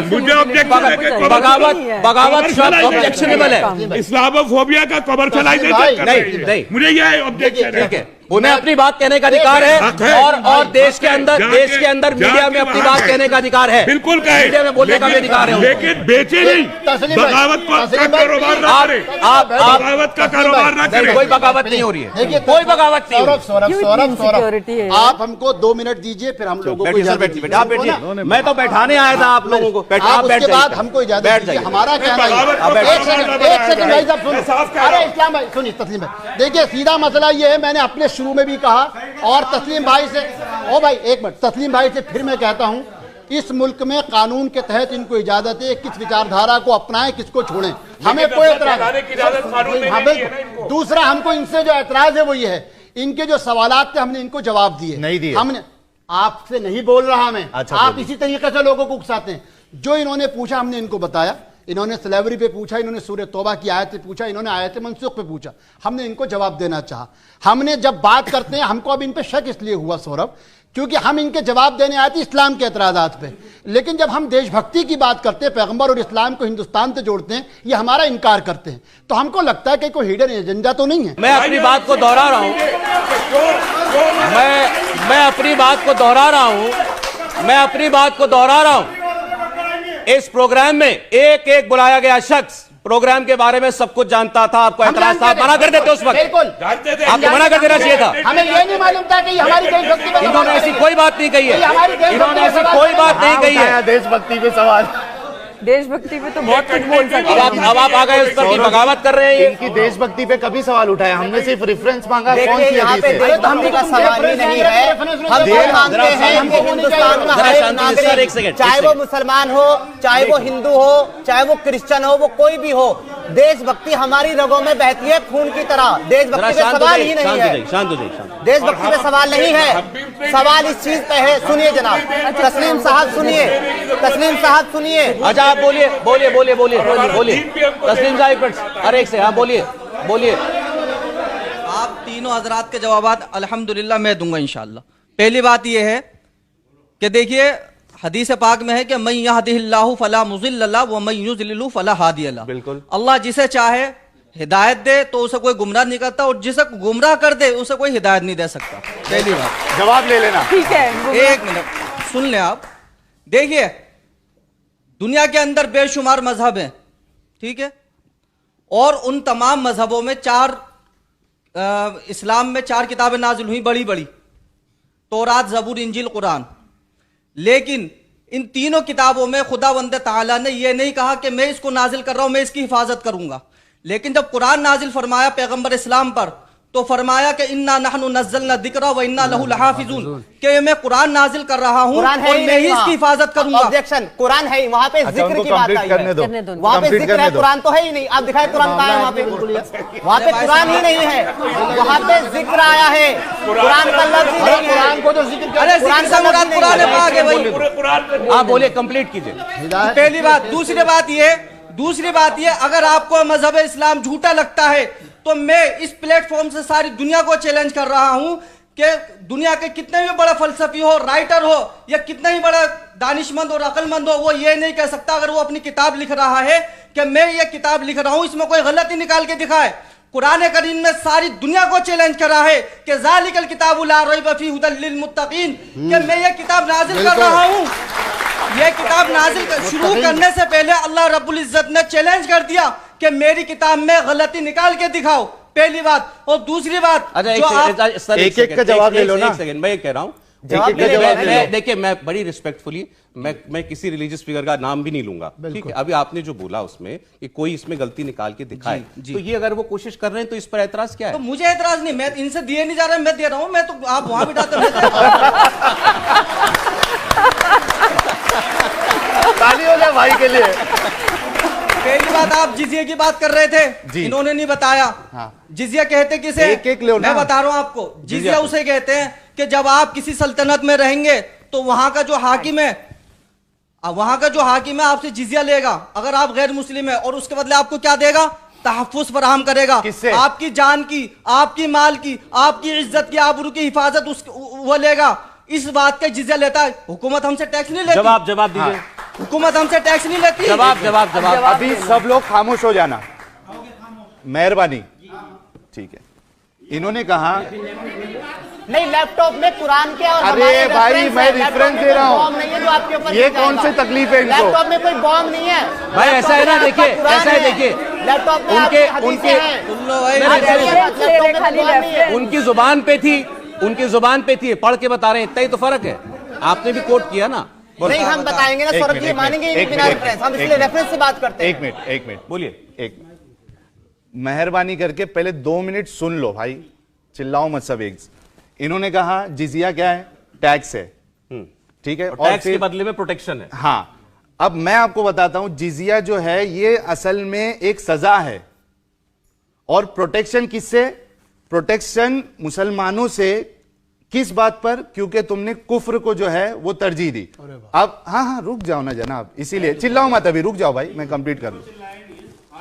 बोलो। आप सब एक साथ चिल्ला रहे हो जनाब, हमने देखा है। अच्छा, ऑन रिकॉर्ड है। चलो साहिल, चलो। हाँ, ये देखो तिबियानुल कुरान, सुन लीजिए पहले, सुन लो, हवाला दे रहा हूं, चेक कर लेना। आपके रेफरेंस है यहाँ पे। ये लैपटॉप आप भी थोड़ा सा ले लीजिएगा, डाटा ये काम आएगा आपके जी। ये देखिए, अरे रुको यार, बोल रहे हैं, बता रहे हैं, रेफरेंस दे रहे हैं।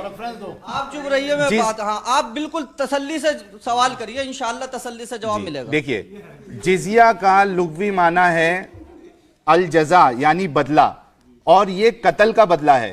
क्योंकि जब कोई जिम्मी, अरे रुको ना, अभी उन्होंने पूछ लिया था किसने कहा, तो कितना गुस्सा हो गए थे। गुस्सा हो गए थे। रुक जाओ, सुनो, बीच में टोकना नहीं मौलाना साहब। जिजिया का लुग़वी माना है अल जज़ा, यानी बदला, और ये कत्ल के बदले है, कत्ल का बदल है। क्योंकि जब कोई जिम्मी जिजिया अदा कर देता है तो इससे कत्ल साकित हो जाता है, और अल जज़ा सजा को भी कहते हैं, और जिजिया की रकम जिम्मी के कुफ्र की सजा है। जिजिया की रकम जिम्मी के कुफ्र की सजा, ये जिम्मी मतलब हाँ हाँ बता रहा हूं, जो नॉन मुस्लिम इस्लामिक स्टेट में रहता है वो जिम्मी है। जिम्मी है। जिम्मी के लुग़वी मानी हाँ, बताए ना, अरे आपने वही बता, जिम्मी बताया। कुछ गलत कह रहा हूं, जिम्मी उसी को ही कहते जिम्मी के हैं। मानी बताइए ना, बताया ना, अरबी में जैसे आपने लुग़वी मानी बताया, इस्लामिक जिजिया स्टेट के, में ऐसे हाँ। जिम्मी के लुग़वी मानी बताए। इस्लामिक स्टेट में जो नॉन मुस्लिम रहता है उसको जिम्मी कहते जिजिया हैं। के आपने इसी में लुग़त से ही के बताया। मानी बताए, जिम्मी के बताइए। आप इस मौलाना से पूछ लो, जिसका मैंने जिम्मा ले लिया हो, हाँ जिसका मैंने जिम्मा ले लिया वो हाँ हाँ, जिम्मी है। उसका मतलब क्या है? जानदार की हिफाजत का मैंने जिम्मा ले लिया, वो जिम्मी है। कुफर की वजह से नहीं अच्छा एक है बार इधर। मैं जो समझा, अच्छा सुनिए एक सेकंड, मैं यहाँ पर मैं बैठा हूँ जो कि नॉन मुस्लिम हूँ। उन्होंने जो बताया उन्होंने बोला कि जिजिया का मतलब है आप गैर मुसलमान हैं, आप इस्लामिक कंट्री में रहते हैं, आपको सुरक्षा के बदले हमें कुछ टैक्स देना नंबर एक पड़ेगा। आप जिम्मी होंगे, नंबर एक आप जिम्मी होंगे, जिम्मी और आप जिम्मी होंगे। जिम्मी होंगे का मतलब आपकी जान माल इज्जत आबरू की हिफाजत। अब मैं जो मैं इनकी बात का मतलब समझा, पैसा दे रहा हूँ आपकी, और जो मैं इनकी बात का मतलब समझा, मुझे पैसा ले रहे हो।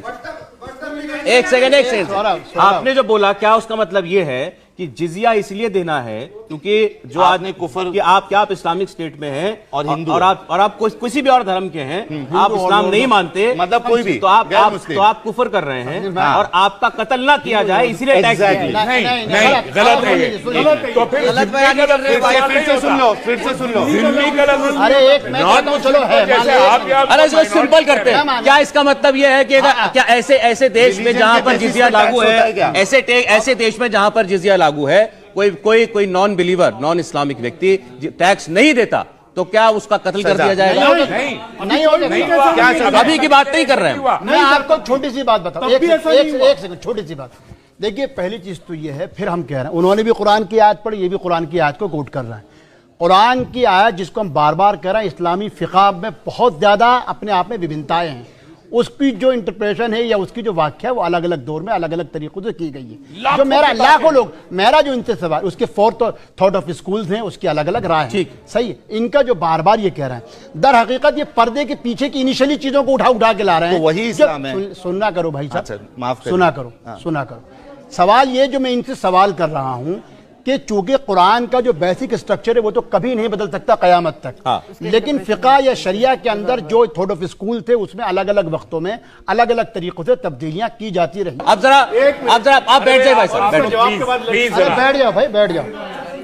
अब जरा एक जो महिला यहाँ बैठी है वो कुछ कहना चाहती है, महिलाओं के बारे में कुछ बोलना चाहती है, महिलाओं के ताल्लुक से कुछ कहना चाहती है। जो शोहर अपनी बीवी पर ज्यादती करता है, उसे मारता है, उस शोहर को भी जन्नत में तब तक जगह नहीं मिलेगी जब तक बीवी उसे माफ नहीं करेगी। एक बात बोलूं मैं, मैंने वीडियो देखा है जहाँ पर मौलाना सिखा रहा है कि कैसे मानना चाहिए अपनी बीवी को। वो देखा मैं ये कहना चाहती हूँ कि क्यों कुरान में ऐसा लिखा है सूरह निसा में कि भाई सुनने आप थोड़ा शांत हो जाइए, बैठेंगे तो मैं शांत हो जाइए, इतना चिल्ला सकते आप लोग कैसा नहीं चिल्ला सकते। हाँ नहीं आ रही तो फिर आप अपना कान में तेल डाल के क्यों ऐसा लिखा हुआ है कि औरत को मारना जायज है, you can hit your women. वो एक बात है जिसको लेकर बहुत लोग इसका गैर फायदा उठाते हैं। आपको भी पता है कि औरत को मारो, कोई भी हो शक हो आप मारो, शक पे भी आप नहीं, मारो। बिल्कुल नहीं, गुनाह कबीरा है अगर औरत पर कोई हाथ उठाता देखो है। मैं आज यहाँ पर मैं if you are talking about people what is हदीस एक बयान करो, एक बार जरा पूरी बात आ जाए। नहीं इनका जवाब दे रहा हूं। मैं बोलिए जी। उसके ऊपर औरत पे कितनी रिस्पेक्ट है। आप लोग बोलते हैं हम इतना हुकूक देते हैं औरत को, इतना हुकूक देते हैं, कहाँ पर देते हैं, कहाँ पर देते हैं? आप लोग बोलते हैं हम इतना रिस्पेक्ट देते हैं वुमेन को कि जितना और कोई कौम नहीं देता है। मुझे नहीं लगता कि कहीं पर भी ऐसा है। आप मुझे बताइए क्या रिस्पेक्ट है औरत की? सा जवाब दे दूं आपको? जी एक मिनट पहले मैं ये दूं हदीस बयान कर दूं, फिर मज़हबी जवाब आप दे दो, फिर मैं पहली चीज तो ये है कि परेशानी क्या हो जाती है कि आप लोग, आपसे मजाक कोई भी, हम लोग एक हिस्सा पढ़ते हैं, पिछले हिस्से को छोड़ देते हैं, ठीक है। दूसरी, भाई साहब सुन लो जरा, प्लीज प्लीज। आप जितना अच्छा वहां बोलते हो, एक जमाने में हम भी बैठ के इतना अच्छा बोलते थे, पर सुनो, हम कहाँ हैं, करोड़ों लोग देखते हैं और उसमें देखना पड़ता है हिकमत क्या चीज है। सुन लीजिए, पहली चीज तो ये, कुरान ने जिस तरीके से संसार यानी किसी के लिए कत्ल के जुर्म में या जिना के जुर्म में जिस तरीके से सजा रखी, एक औरत के लिए भी कुरान ने वही हुक्म दिया, शायद किसी और मजहब में हो। अगर किसी पाकदामन औरत पे कोई इल्ज़ाम लगा देता है और उसके खिलाफ गवाह नहीं बना पाता, तो उसकी सजा भी कत्ल के बराबर ही कही गई।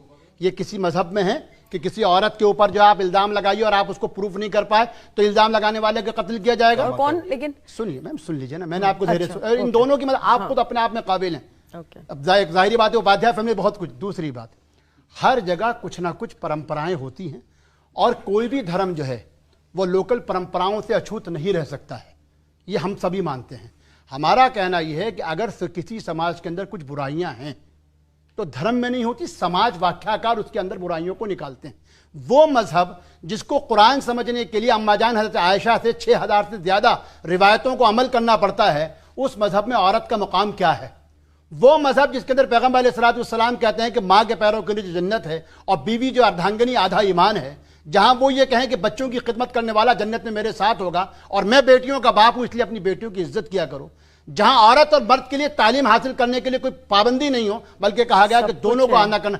तो आप जो आप मुझे कह रहे हो ये सब पाबंदियां हैं। कहाँ है? कहीं नहीं है। आपने सही पढ़ा नहीं ना उसको। पढ़ा की बात नहीं है, मैं जनरल आप ननिहाल के असर में रही। क्या क्या सीख रहे हैं? कौन सी लड़की पढ़ रही है, कौन सी हिजाब में नहीं बैठी है, कौन सा आपकी जिम्मेदारी है। मैं तो पढ़ा रही हूँ, मैं तो पढ़ रही हूँ, पढ़ा रही हूँ। मौलाना जी आप ये बताइए, अगर अच्छा उनको माइक दे दो, माइक दे दो, माइक दे दो। बहुत अच्छा, माशाअल्लाह। उनसे पूछना आप कम अकल है क्या हदीसों में? तो फिर आप आधी अकल की हो? नहीं, बिल्कुल आप आधी अकल है मैम मुझे। नहीं, मैं आप पढ़ी लिखी होंगी, आप बहुत लकी है कि आप पढ़ी लिखी हैं। बहुत अच्छी बात है कि आपके माँ बाप ने आपको पढ़ने दिया, लेकिन क्या आप वेरी गुड, ये तो होना ही चाहिए। तो मैं ये देखो, इन्होंने एक सवाल इनके कान में कहा, वो सवाल पूछूंगा, उसका जवाब मत देना। सवाल पूछना है आपसे। पहले तो मैं सबको अस्सलाम वालेकुम। और मैम मेरा आपसे क्वेश्चन था, क्योंकि ये हम इंस्टाग्राम, यूट्यूब और गूगल पे भी देखते हैं और ये बहुत छोटी सी बात है, हाफिज जी ने भी, हाँ मौलाना साहब ने भी बात कही कि माँ के कदमों के नीचे जन्नत बता दी गई है। और मैंने में क्या है? यस मैम, पूरे हैं क्या है जन्नत के? उस जन्नत में क्या है? जो यहाँ नहीं है और जान के मिलना है। और शराब। मैम एक मिनट, अरे बेटा तुम बोलो। मेरा क्वेश्चन आधा एक सेकंड बेटा, बोलो तुम, बोलो बेटा। हाँ बोलिए, बोलो बेटा। मैं यूट्यूब पे भी देख रही थी तो उसमें मैंने देखा एक हाफिज साहब थे, उन्होंने बताया कि माँ के कदमों के नीचे जन्नत है। और दूसरा, जो शोहर अपनी बीवी पर ज्यादती करता है, उसे मारता है, उसे उस शोहर को भी जन्नत में तब तक जगह नहीं मिलेगी जब तक बीवी उसे माफ नहीं करेगी। एक बात बोलूं मैं? तो मैम मैंने ऐसा वीडियो देखा है। अब बेटा जवाब सुनो। क्वेश्चन खत्म नहीं हुआ। मैं ऐसा वीडियो देखी हूँ। बेटा सुनो, नहीं मेरी बात सुनिए, मेरी बात मैं आपको हदीस में ये आता है। नहीं, मैं ऐसी भी वीडियो देखी हूँ। हदीस में तो ये भी आता है कि मोहम्मद साहब के सामने बेटा आप बैठो, मैं दोबारा बुलाऊंगा। कहाँ तक मत पहुँचो, पैगंबर तक मत पहुँचो। एक सेकंड समय अभी मैं चाहता हूँ, ये भी सर वो अपनी बात जवाब तो दे देती, वो बेटी ने जवाब पूछा है, सवाल पूछा है, आप बोलिए। मैं ये बोल रही हूँ, ठीक है आप बोल रहे हो कि वो है कि मारना। मैंने वीडियो देखा है जहाँ पर मौलाना सिखा रहा है कि कैसे मारना चाहिए अपने बीवी। वो कोई नहीं डालता जेल में। अच्छा एक बात बताओ, और एक बात अगर रहमानी साहब जवाब दे दीजिए। क्या कहीं ऐसा रेफरेंस है? आपने मेरे क्वेश्चन का जवाब नहीं दिया। क्या आपने मेरे क्वेश्चन का जवाब नहीं दिया? आपने वो वीडियो देखी, क्या पता वो फेक हो? क्या आपने उसका चैनल का लोगो देखा था? इट इज इन हदीस बेटा, इट इज इन क्या वो मौलाना थे? इट इज इन हदीस। क्या आप कम अकल हो? क्या आप एक लड़की हो इसलिए कम अकल हो? मेरा क्वेश्चन इससे रिलेटेड आप जो बोल रहे हैं आप बार-बार क्यों बोला ना? क्योंकि दो औरत का अकल एक आदमी का होता है। दो औरत दो औरतों की अकल एक आदमी के बराबर बताइए क्या है? मुझे मेरा आपसे एक क्वेश्चन है, आप जो मौलाना की वीडियो दिखा रहे हो, क्या उससे क्या होता है दिमाग में से हाईली मेडिकल है, ये हाईली मेडिकल है। आप मान रहे हैं, आप इस बात को आप मानते हो कि लड़कियों को आधा दिमाग है? आप खुद बोल रहे हो। नहीं मान रहा हूँ। तो आप पढ़ रही हो, आपका आधा दिमाग है, ये बोल रहे हैं। ये देखिए बॉर्डर मैम ड्यू में पढ़ने वाला बच्चा आधा दिमाग का नहीं हो सकता। बेटा वो आपको नहीं कह रही आपको नहीं कह रही थी। आपको अगर ये बताओ एक सेकंड, क्या बोला, सुनाई नहीं दिया। वो आपको नहीं, एक सेकंड में क्लियर कर दो, मैं क्लियर कर दो। आपको नहीं कह रहा, मैं क्लियर कर, सुनो बेटा, सुनो, वो आपको नहीं कह रही, वो आपको नहीं कह रही थी, उनका कहना है कि ऐसा बताया गया है। नहीं आप सुनिए, हाँ मैं बता रहा हूँ, हम बता रहे हैं। सही बुखारी 304, सही बुखारी 304 बहन क्या आपका लेके आइए। अरे भाई साहब क्या तो फिर आप लोग लिखते ही क्यों ऐसा? बेटा आपकी बात आ गई, प्लीज बैठ जाओ। देखो पहला सवाल तो ये है जो इसमें सही बुखारी 304 मैम से जो कहा, मैम से मौलाना एक सेकंड, एक मिनट, सही बुखारी आपकी किताब है। एक बार जफर साहब, एक मिनट हमारे लिए रेफरेंस ये है, सही बुखारी वो आपकी आदमी नहीं क्या है। करता है नहीं करता, तो उसमें एक बेटा मिनट, खामोशी से प्लीज। एक मिनट सुनिए पहले। तुम में बेहतरीन वो है जो अपने घर वालों के साथ अच्छा हो। अगर आदमी बीवी के साथ अच्छा नहीं है, बहन के साथ अच्छा नहीं है, माँ के साथ अच्छा नहीं है, बाहर कितना भी अच्छा है तो वो अच्छा नहीं होता। मारने पे कोई सजा नहीं ये है, लेकिन बीवी को मारने पे कोई सजा नहीं, बिल्कुल नहीं। हमारी परवीन उपाध्याय जी का मैं बताता हूँ, 180 करोड़ लोगों का मजहब 3 लोग बैठ के हमको समझाएंगे। हम नहीं समझा रहे हैं। 180 करोड़ लोग इसको मारे हैं, आपका मजहब वो अपनी बात कहने के लिए आए थे। आपका अपना बिजनेस है। Saurabh you take the mic now. देखिए एक चीज़ मैं पहले क्लियर कर दूं, क्योंकि बहुत बातें ऐसी हुई जो बहुत लोगों को बुरी भी लगी होंगी, हमारे दर्शकों भी जो देख रहे होंगे उनको हो सकता है कोई बात किसी के मुंह से निकली हुई खराब लगी हो। तो इस प्रोग्राम का मकसद कतई भी किसी भी धर्म का अपमान करना तो था ही नहीं, और उसका एनालिसिस करना भी नहीं था। लेकिन बातें हुई हैं, बिल्कुल सवाल भी पूछे गए हैं, जवाब भी दिए गए किसी की हैं। दिलादारी हुई हो तो पैसा बिल्कुल। अगर मुझको सौरभ जो उस वक्त बात हुई थी, मैंने फिर भी वो कौन इनके सवाल के जवाब में कहा था, फिर भी अगर आपको जो है जिस बात को आपने एतराज करा था महात्मा विद्रोह वाले इशू पे, अगर आपको तकलीफ पहुंचे जाती तो मैं क्षमा चाहता हूं, लेकिन मैं किसी धर्म की ना तो अनादर करना चाहता हूं और ना ही अपने धर्म की बेइज्जती बर्दाश्त करूंगा। बहुत धन्यवाद, बहुत शुक्रिया आप तीनों का भी, बहुत शुक्रिया आपका भी, और हमारे साथ जो ऑडियंस रही आपका बहुत धन्यवाद।